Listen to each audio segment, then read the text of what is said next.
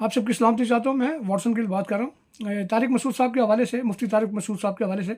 जैसे कि आप देख रहे हैं मीडिया, सोशल मीडिया पे खबरें बड़ी गर्म है।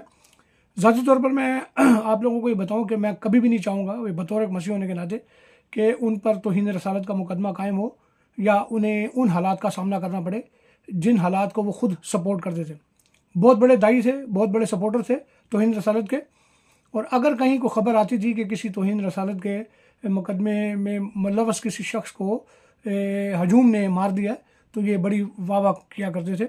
और आज ये अपने ही वो जहरीले जो बीज थे उनको तना आवर दरख्त बनते देख रहे हैं। हम हमेशा ये कहते हैं कि इंसान है, इंसान गलती का पुतला होते हैं, क्योंकि इंसान फरिश्ते नहीं होते। और खुदा की जो हुर्मत है, खुदा की जो इज़्ज़त है, वो किसी इंसान की हैसियत नहीं है कि वो खुदा की इज़्ज़त और हुर्मत की हिफाजत करे। खुदा खुद अपनी हुर्मत की हिफाजत करना जानता है, और कोई भी खुदा की तरफ कोई गलत बात करेगा उसे सज़ा मिलेगी, और ये बात तय है। लेकिन होता ये है कि यहाँ ज़ाती झगड़ों को सामने लाकर, ख़ास तौर पर मसीहों के साथ जो कुछ होता है वो आपके सामने, और मुझे दुख ही होता है। और गरीब होते हैं, तो मैंने नहीं देखा कि किसी मुल्ला ने, किसी मुफ्ती ने, किसी मौलवी साहब ने उनके साथ जाके खड़े हुए हों या उनको ये कहा हो कि यार पहले तहकीक कर लें कि ये जो केस है या ये जो बात है ये सच भी है कि नहीं। लेकिन हैरत अंगेज़ तौर पर जब ये मौलवी या मुफ्ती जो हैं ये खुद फंसते हैं, तो फिर इनको रजू भी समझ में आता है, इनको माज़रत भी समझ में आती है। और शर्म की बात यह है कि जो दूसरे उलमा हैं वो भी इस हवाले से उनको माफ़ करने के लिए तैयार हो जाते हैं। यहाँ पर सर तन से जुदा वाला जो मुहावरा है वो ख़त्म हो जाता है, या वो सिर्फ मसीहों के लिए रह जाता है। इंजीनियर मोहम्मद अली मिर्ज़ा जो हैं, उन्होंने भी, उनकी मैं वीडियो देख रहा था, उन्होंने भी कहा कि जनाब इन्होंने माज़रत कर दी, गो के वो ये कह रहे थे कि वो माज़रत के अंदर, माफ़ी के अंदर अगर मगर है, और इनको चाहिए बिला मशरूत, बग़ैर अगर मगर के ये माफ़ी मांगे, माज़रत करें।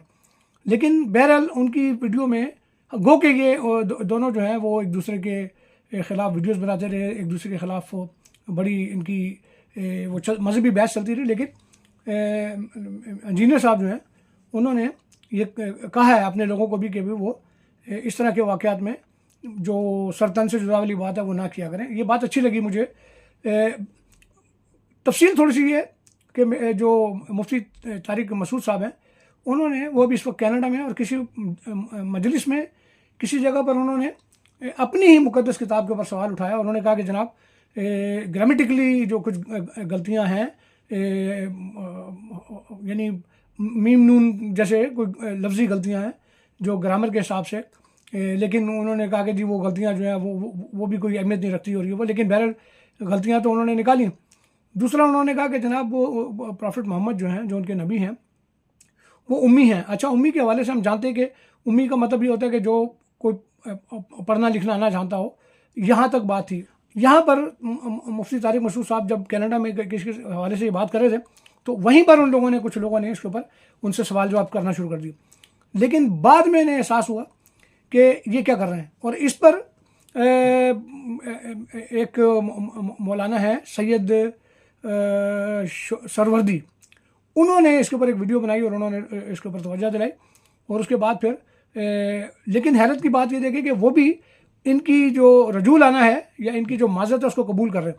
हालांकि ये एक दूसरे के ख़िलाफ़ जो फ़िरके हैं, एक दूसरे के ख़िलाफ़ सख्त ज़ुबान इस्तेमाल करते हैं, एक दूसरे की तालीम के हवाले से सवाल उठाते हैं। लेकिन हैरत की बात यह है कि ये भी जो मुफ्ती मौलाना सरवर्दी हैं, वो भी मुफ्ती तारिक मसूद साहब के हवाले से एक नरम गोशा था कि जनाब अगर उन्होंने माज़रत कर ली है तो हमें उनको माफ़ कर देना चाहिए। मेरा सवाल ये है कि भाई माफ़ी जो है वो तो सबके लिए होनी चाहिए। इंसान गलती का पुतला है, और यहाँ पर तो बहुत सारे ऐसे वाक़यात हुए कि जिनको आपने मार दिया। मुझे सिर्फ आप ये बताएं कि आसिया बीबी का क्या कसूर था? आज वो महफूज है, आज भी वो कहीं खड़ी होकर नहीं कहती कि मैंने ये किया, आज भी वो कहती है कि मैंने ये नहीं किया। अब उसको झूठ बोलने की क्या ज़रूरत है? बहुत सारे ऐसे लोग हैं जो तौहीन रसालत के झूठे मुकदमात में बंद हैं, पूरे गांव जला दिए जाते हैं। तो मेरी ये दरख्वास्त है इन मौलानों से, इन मुफ्तियों से कि खुदारा अपनी आंखें खोलें, वरना आप यकीन करें कि मुझे ये लगता है कि ये जो तौहीन रसालत का जो ये जो कानून है, ये आपको नहीं, आपके बच्चों को भी खा जाएगा, आप ये देखिएगा। क्योंकि ये ऐसा जिन बन गया है कि जो किसी के भी कंट्रोल में नहीं है। आप एक दूसरे के ख़िलाफ़ बात करते हैं, और हैरत ये होती है कि जो मौलवी हैं, आप आपस में फिर इकट्ठे हो जाते हैं, आप सब यानी मुतहद हो जाते हैं। मैं आपको मिसाल देता हूँ, आपको याद होगा 1994 के अंदर तौहीन रसालत के हवाले से एक मुकदमा, तौहीन कुरान के हवाले से मंजूर मसीह, सलामत मसीह और रहमत मसीह के हवाले से हुआ था। सलामत मसीह उस वक्त 9-10 साल का बच्चा था।